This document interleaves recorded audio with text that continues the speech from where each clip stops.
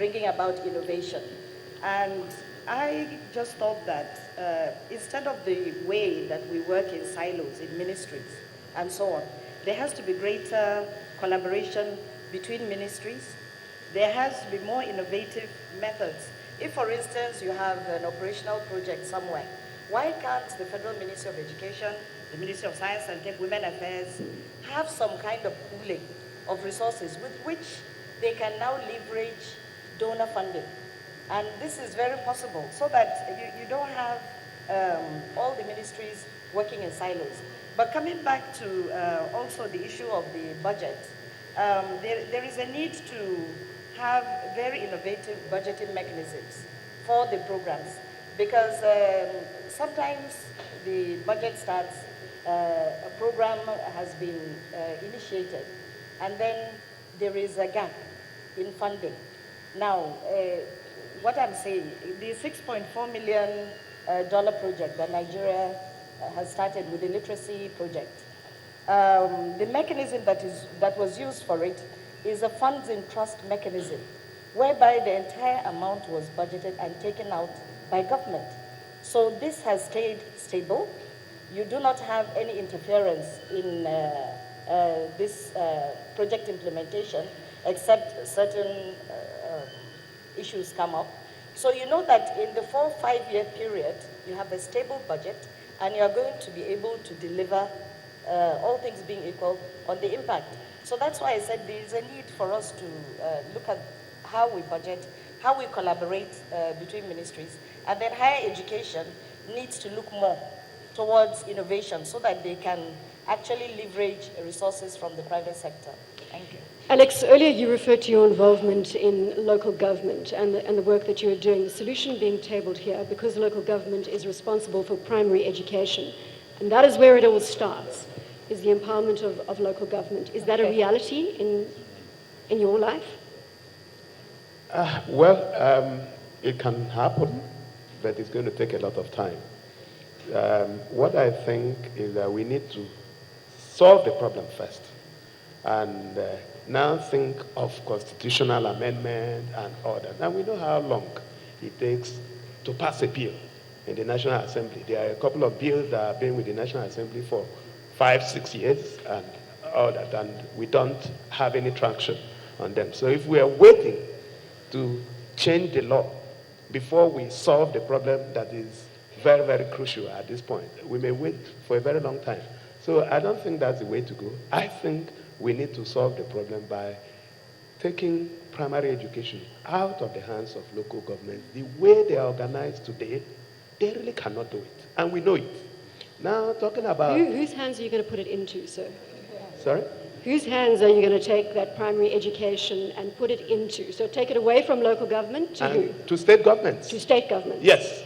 And I think when you do that, then you can now prepare the public schools to compete with private schools. Private schools will always be there. Now the question about giving back, very good. Some of us do. But you find that it's just a little drop in an ocean. And the question to ask is, those of us that went to public schools, were there people in those days that were giving back and making those schools what they were at that time? The answer is no. It's just that we have failed collectively, and we need to retrieve it. We need to solve the problem. When we solve the problem, then the little donations and all that will come will just be an add-on. But it's a more fundamental problem that cannot be solved by donations and gifts from individuals. That's my point. Paul, before I come to you, I would like the Honourable Vice President to respond to that suggestion. We're looking for solutions, sir. And taking primary education out of the hands of local into state. What do you make of that? Yes, thank you very much. The way I will look at it is not to say you completely take it out of it, because the states themselves have financial challenges. But to partner, let the states and the local government partner. Just like I said, I had to enact a law to partner with the local government to add value to the financial requirements in order to address that issue, that challenge. But definitely, there is need for the legislature, to look at it. And we are lucky today, the National Assembly are reviewing the Constitution. And this is part of the area that I believe they will look at to see how also the various other levels of government can participate in primary education, so that we don't leave it only in the hand of local government, but let also the state government partner. Already the federal government is partnering, but let it be put in a proper manner. But one thing, that I want us to recall, history is very important. If you take, for example, in the 60s, early 70s, the population of this country, and then the number of schools.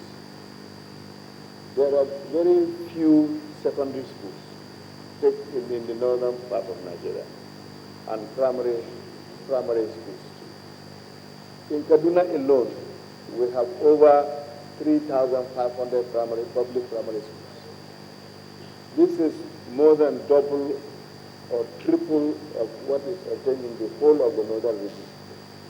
So the challenges are higher, so the answers has to come more robust so that we'll be able to address these issues. Thank you very much. I've just noticed that we have 7 minutes on the clock to the conclusion of the debate. We're having so much fun. We haven't paid any attention to time. And I thought it appropriate at this point to get closing comments from each of the panelists. But I'm going to do something slightly different. And if the Honourable Vice President and the Honourable Minister will bear with me for a moment, we've created a panel of advisors to the Honourable Vice President and to the Honourable Minister. You each have the opportunity, 1 minute each, to table the number one solution that you deem appropriate for short-term implementation in the Nigerian education system. The number one issue that you would table for short-term implementation that could change things radically. And I think if we do that, and we put those to the Honourable Minister and the Honourable Vice President, then they can rule on the most outstanding of those contributions. Will that work? I'm hoping so. And Professor Amin, I'm going to start with you, sir. Thank you very much. As you know, there are a number of problems the tertiary institutions face, but if I am to say 3 things perhaps that could transform. Three things. Just 3 things. You're not taking me seriously. Have I not been aggressive enough? One thing, sir. No, one thing. Autonomy is very, very important. Universities all over the world, the best universities in the world are always autonomous. There are no models of universities that are excellent, that are world-class universities that are not autonomous. There are countries that try to build universities and retain control over them. Despite the funding of those universities, they can never be world-class. So you want all universities to be made autonomous? Pardon? What is the solution? That is a very key solution, but as I've said, I had 3 things to say, but we need to empower students. Empower students, all We right. need to empower students. We're going to move on, Mariam. I'll come back to you if we've got time, sir. Tell us how to empower. You want me to get that? Mariam? Brilliant teams have been put in place over several years when it comes to putting ideas forward for education and the way forward, think tanks, such as this team led by Professor. If I have one proposal or one request, it is that these teams' efforts are not wasted, their sacrifices are not wasted, that it is not just talking the talk, but walking the talk, that their proposals are implemented, not stuck in the pipelines. There are brilliant ideas there that if they can actually be put into action, I think we might actually see a drop in the bucket of this deficit that we have in our education sector. Right, very well put. So that's implement the Presidential Task Team recommendations on education that started on the 5th of January 2011. Professor Banja, I'm sure you're in the same